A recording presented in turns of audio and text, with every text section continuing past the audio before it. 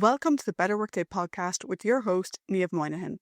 In each episode, Niamh shares new insights and practical ideas to help you create a better workday.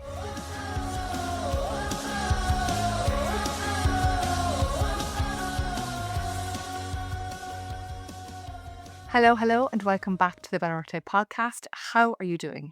First things first, this is episode 50. So thank you for listening and for all the lovely messages along the way. I really appreciate them. Now, today's episode is a follow-up to last week when I spoke about making time to think at work. And this week, I want to talk about what gets in the way of that. Because, look, let's be honest, thinking time sounds great in theory, but in reality, it's one of the first things to disappear when the day gets busy. And that's a real problem, not just for productivity, but also for decision making, creativity, and well-being. So if you're someone who struggles to find time to think, or who feels like thinking doesn't count as real work, this episode is for you. I want to begin by reminding ourselves why we need time to think. Thinking time is when we step back. It's where we connect the dots, ask better questions, we challenge assumptions, and as a result, we make more thoughtful decisions. But it doesn't always show up on a timesheet, and you can't always point to what you produced in that 30 minutes or that hour. And that can make it feel indulgent or unnecessary or like something you'll get to when things calm down, even though you and I both know they never do. I was reading an article from Forbes recently that said something like strategic thinking is the most underused skill in leadership because it requires one thing most people don't feel they have: time. And honestly, that really resonated with me because even though we know thinking time is important, I think these days we treat it like a luxury and not a necessary part of our working day. And look, to understand why that's the case, I think we have to talk about the guilt of doing nothing. Take a moment with me here and imagine this scenario. You finally block out 30 minutes to think, and what happens? Do you feel a bit uncomfortable? You start checking emails just in case? Or you fill the time with something more tangible, because at least then you can say you did something. This is so common, and I'm sure you can easily replace this scenario with a real life example from within the last couple of weeks for you. It comes up all the time in my workshops. People say, I should be thinking more, but I feel bad when I'm not actively doing. And I get it, I do. Our work culture rewards action. It rewards fast responses and visible output. But thinking time is productive. It's just a different kind of productivity. One that doesn't always show up as a ticked box, but that pays off in better ideas, better plans, and better outcomes. And one of the things I see a lot, especially with managers and leaders, is the pressure to have an answer straight away. A decision needs to be made. Something goes wrong and someone's looking for an answer. Someone's looking for clarity. And instead of saying, let me think about that, or can you give me 5 minutes, we rush to fill the silence. Now, look, sometimes that's necessary. We don't always have the luxury of time, but often we're solving the wrong problem because we didn't pause long enough to ask the right questions.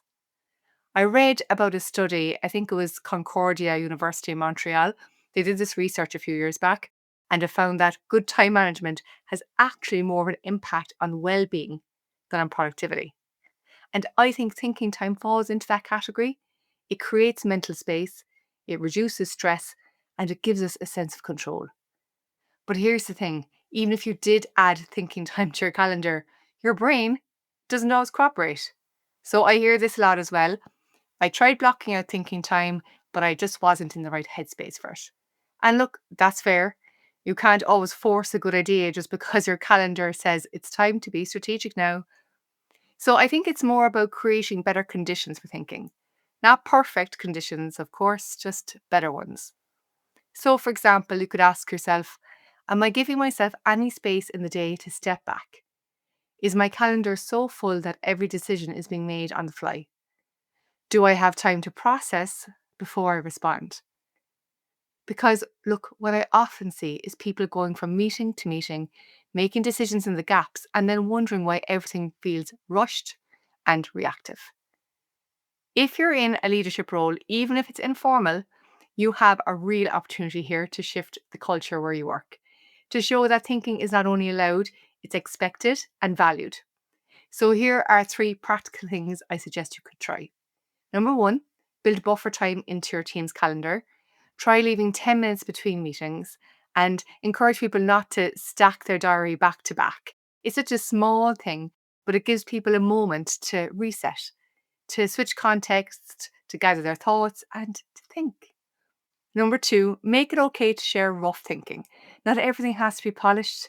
I think sometimes it's more helpful to share a sketchy idea early than wait until it's perfect. So you can model that. Share your thinking in progress, ask for feedback, and create a space where early stage ideas are welcome. Number 3 for me is to protect thinking time for yourself. And this one is so important. If you're not doing it, your team won't either. So block out time for deeper thinking, even if it's just once a week, and let your team know what you're doing. Make it a part of the day to day. So let's recap. What gets in the way of thinking time? Guilt, feeling like it doesn't count. Urgency, the need to respond fast, and calendars that leave no breathing room. And sometimes the belief that we're not entitled to that space. But the reality is, thinking time is the work. It's not something extra, it's not optional, it's where clarity, creativity, and good leadership comes from. So, look, a couple of things that you can try this week. Maybe after a meeting, take 5 minutes before jumping into the next task, or pause. Start one sentence this week with, I don't know yet. Let me think about it. And give yourself that permission. Look, in a way, I think we've normalized being busy, we've normalized being reactive.